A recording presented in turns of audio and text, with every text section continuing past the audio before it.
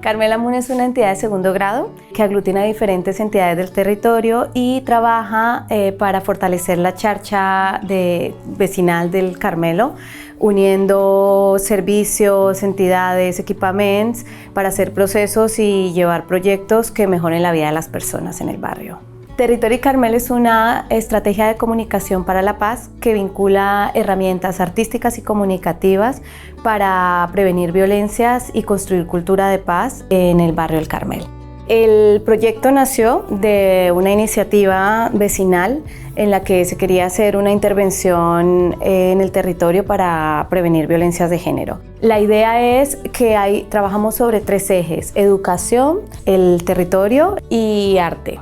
Y estos 3 ejes los trabajamos con jóvenes y adolescentes y personas mayores. La idea es dar herramientas artísticas y comunicativas para que los y las participantes aprendan a construir relatos para la paz. Escritura, audiovisual, sonido, performance, a pasar todo a través del cuerpo para que los y las participantes puedan transformar sus experiencias y catalizar sus experiencias de violencia en narrativas que aporten a otras formas de vivir y otras formas de sentir, más desde el autocuidado, desde el cuidado del otro, el cuidado colectivo, y a partir de ahí generen representaciones de paz. Así nació la Romería contra las Violencias.